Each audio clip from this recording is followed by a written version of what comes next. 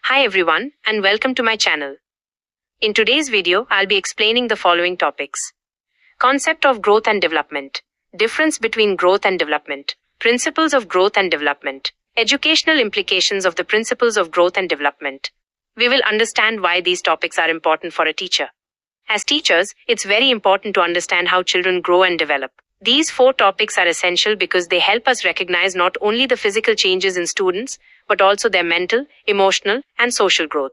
By knowing the difference between growth and development, we can address both measurable progress and overall personality formation. The principles of growth and development guide us in planning lessons and teaching strategies that match students' needs at different stages. Finally, understanding the educational implications helps us apply these principles in the classroom so we can support every child's learning in the best possible way. Let's get started.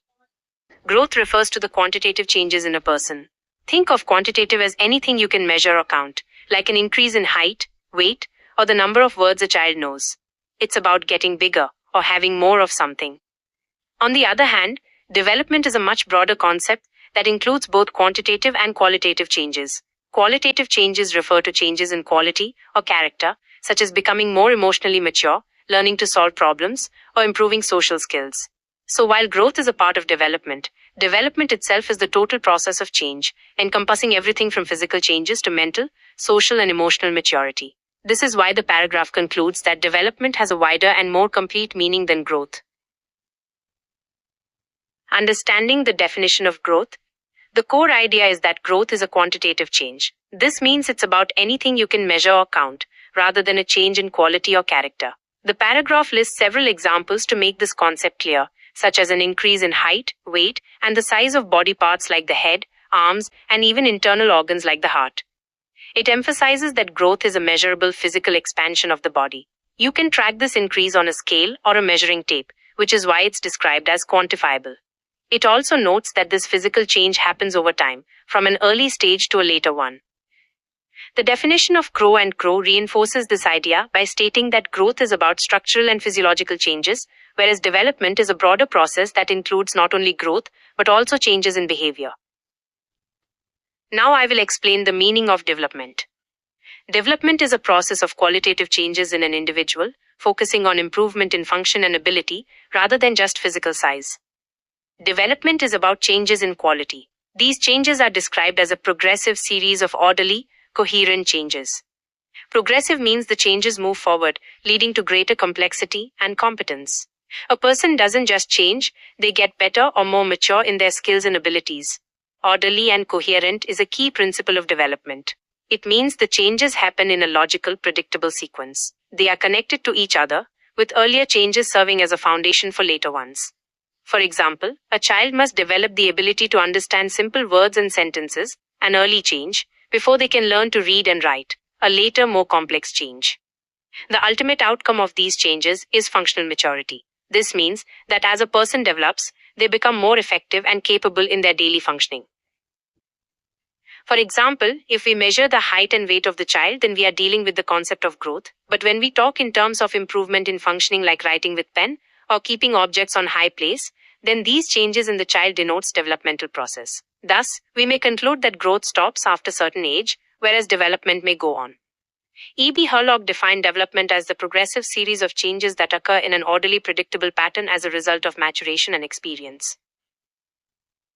I hope you understood the meaning of growth and development. Now I will tell you the difference between growth and development. Growth. Development. 1. Growth refers to changes in particular aspects of the body, that is, growth in size, height, weight, and internal organs, etc. Development refers to overall changes resulting in improved functioning of an individual. 2. Growth is a narrow concept. Development is a wider and comprehensive term. 3. Growth does not continue throughout life. It stops with the attainment of maturity. That is, the normal growth an organism stops when it attains maturity. Development is a continuous process. It does not end with the attainment of maturity. 4. The changes produced by growth are observable and measurable. For example, you can observe and measure the height of a child. The changes produced by development are not observable and cannot be quantified. For example, you cannot see the changes occurred in the child as a result of socialization. Social development. Growth. Development. 5. Growth may or may not bring development. For example, a child may grow in height or weight, but this growth may not bring any functional improvement. Development is possible without growth. In the case of some children, they do not gain in terms of height, weight, but they do experience functional improvement or development in social, physical, emotional, intellectual, etc. 6. Growth is physical and external in nature. Development is internal and can be physical, social, emotional, intellectual, etc. 7. Growth leads to structural change. Development is functional improvement. 8. Growth is quantitative in nature. It is qualitative in nature. 9. Growth stops at maturation. Development continues till death.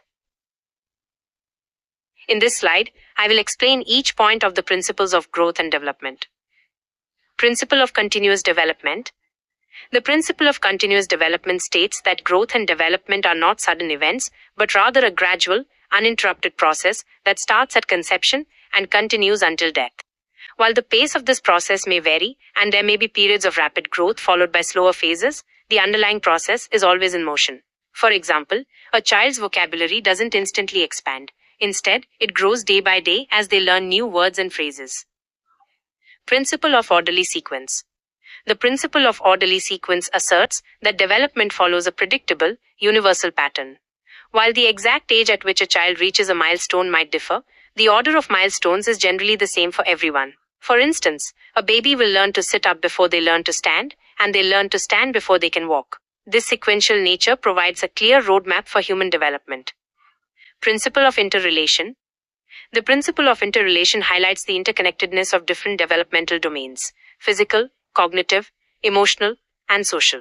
A change in one area often influences the others. For example, as a child's cognitive abilities, thinking and understanding improve, they can better understand social cues and emotional responses, which in turn enhances their social development. A delay in one area, such as physical mobility, can also affect a child's opportunities for social interaction and exploration, impacting their cognitive and social growth. Principle of interaction of heredity, nature and environment, nurture. The principle of interaction of heredity, nature, and environment, nurture, explains that a person's development is the result of a constant interplay between their genetic makeup, heredity, and the external world they live in, environment. Heredity provides the potential for certain traits and abilities, but the environment determines how and to what extent these potentials are expressed. For example, a child may have a genetic predisposition for musical talent, nature, but without access to instruments and lessons, nurture, that talent may never fully develop. It's a nature and nurture model, not a nature or nurture one. Principle of interaction of maturation and learning. The principle of interaction of maturation and learning clarifies that development is driven by a combination of two forces. Maturation refers to the biological, internally driven process of physical growth and the unfolding of genetic potential. Learning, on the other hand, is the process of acquiring new knowledge and skills through experience and practice. A child can't learn to ride a bike until their body has matured enough to have the necessary balance and coordination. Similarly, a student can't learn complex calculus until their brain has matured to a point where it can handle abstract concepts. Learning builds upon the foundation laid by maturation. Principle of proceeding from general to specific responses. The principle of proceeding from general to specific responses describes how development progresses from broad, global reactions to more precise, focused ones. Initially, a baby will use their entire body to reach for an object, waving their arms and legs in a non-specific way. Over time, they learn to refine this action, using only their arm and hand to reach and grasp with precision. This is a common pattern seen in the development of motor skills, language, and thought processes. Principle of cephalocaudal and proximodistal trend. The principle of cephalocaudal and proximodistal trend outlines the two main directions of physical development. The cephalocaudal trend, from the Latin for head to tail, means that development proceeds from the head downwards. For example, an infant gains control of their head and neck muscles before they can control their trunk and legs. The proximodistal trend, from the Latin for near to far, means development proceeds from the center of the body outwards. For instance, a baby learns to control their core and shoulders before they can control their hands and fingers, which is why a child can grasp with their entire hand before they can use their thumb and forefinger in a pincer grasp. Principle of predictability. The principle of predictability suggests that while individual growth rates vary, development follows a predictable timeline. Based on a child's current stage of development, we can make reasonable predictions about their future developmental milestones. This principle is fundamental to the use of developmental checklists and assessment tools, which are used to identify potential delays and ensure a child is on track. Principle of spiral versus linear development. The principle of spiral versus linear development challenges the idea of a simple straight line progression. Instead, it suggests that development is a spiral process. A person may revisit certain skills or developmental themes at different stages in their life, building upon them in a more complex way. For example, a toddler learns to navigate conflict by snatching a toy, while an adolescent might use more sophisticated negotiation skills. The core theme, conflict resolution, is revisited at a higher, more complex level. This model emphasizes that growth isn't always a smooth upward line. Sometimes we may seem to take a step back before moving forward again, but each time we move forward, we are on a higher plane of development. These are the educational implications of the principles of growth and development. The knowledge of the above-mentioned principles of growth and development may prove beneficial to us in a number of ways described below. 1.